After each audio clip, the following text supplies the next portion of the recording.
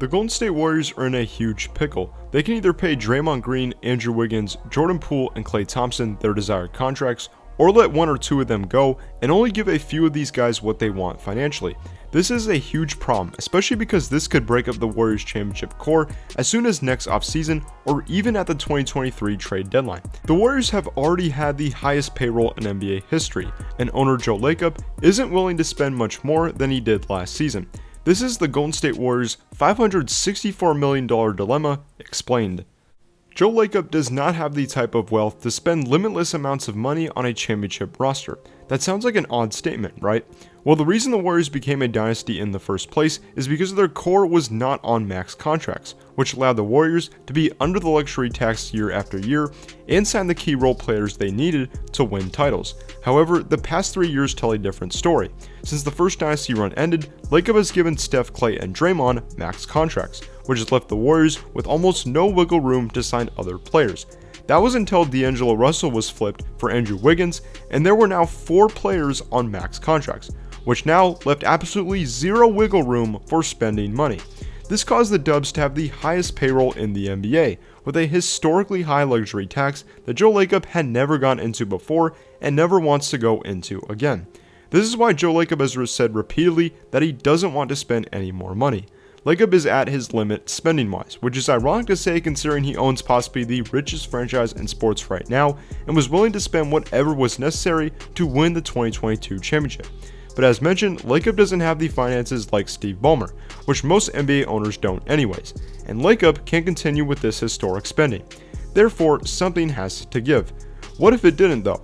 Let's go over what would happen if Joe Lacob gave in and spent every dollar he had to give everyone the money they want and go all in on the 2022 championship roster. First, let's start with Andrew Wiggins and Jordan Poole. Wiggins is set to make around $33 million this upcoming season, while Poole is going to make a mere $3.9 million. The Warriors' payroll is already approaching $185 million, so imagine only giving Poole a $25 million per year contract. That would bump up the payroll to over $205 million, and that's without the luxury tax penalty where every dollar spent actually equates to over $7. Therefore, if you only decide to extend Poole with that $25 million per year contract, you're looking at a combined payroll with luxury tax included of over $400 million, a threshold Lacob has repeatedly said he's unwilling to reach. See how messy this could get? Well, let's give Wiggins the max deal he's eligible to get coming off an all-star season. Because of CBA and contract rules, Wiggins must get a higher salary than his previous season and will likely receive a new contract of over $36 million per year for 4 or 5 years, with the amount increasing every season after.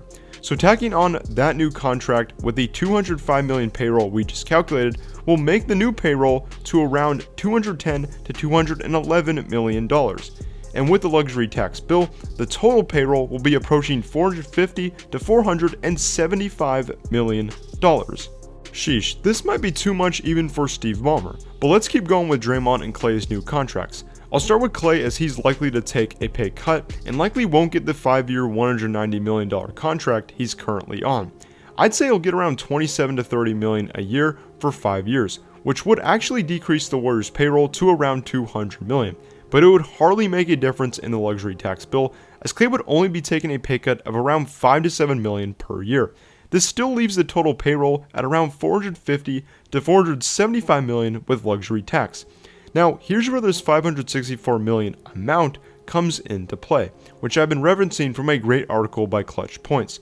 Draymond is currently on a 4-year $100 million deal, but with his all-star and all-defensive team season, he's eligible for a huge pay raise of over $10 to $15 million. That means Draymond's new deal could be worth 4 years around $135 to $140 million. Draymond would now be earning over $36 million per year, which increases the payroll back to around $210 to $215 million. And as the payroll gets higher, each dollar spent over luxury tax is worth even more than the $7 that every dollar is worth currently. This would likely put the total payroll at $564 million as the Clutch Points article references, and this would be historic on so many new levels. The Athletic first reported on this projected amount with everyone getting max contracts, and as the article points out, the Warriors already paid the highest total payroll ever at $360 million. This is something the Warriors just can't afford financially. for the upcoming season. With all that said, who should be the Warriors' biggest priorities in keeping the payroll below $400 million, but making sure they pay certain guys what they want? This Clutch Points article sums it up best, stating, Draymond Green and Klay Thompson are veteran presences on the roster, but Jordan Poole and Andrew Wiggins signify the future. Deciding who's worth keeping around will be a challenging decision to say the least. In my opinion, Draymond and Klay should be the top priorities. As I mentioned earlier, I think Klay will do whatever it takes to stay in the Bay, even if that means taking a pay cut, so I think his situation will be resolved with little issues. However, Draymond's situation could get a bit tricky if he is still adamant on getting max money and not taking a pay cut. Needless to say, this puts the Warriors in a pickle of either only paying Klay and Draymond and letting Wiggins and Poole go, or re-signing Klay and Draymond, but choosing between Wiggins and Poole of who they'd rather keep. And in this scenario, which seems to be the most likely, Wiggins would be the more valuable one to keep. I say this because Poole won't be starting anyways with Steph and Klay still in their primes, and Wiggins' defense and rebounding is too crucial to give up. Plus, Poole would get even more opportunity on another roster and get the money he wants on top of it. As much as I like Jordan Poole and would hate to see him leave, he might be the one to actually leave after this upcoming season. All that to say, maybe the Warriors will spend over $500 million, and all this talk is just leverage. And one more thing, even if Poole is the one to be let go, keeping Wiggins would probably still put the payroll over the impossible $400 million threshold.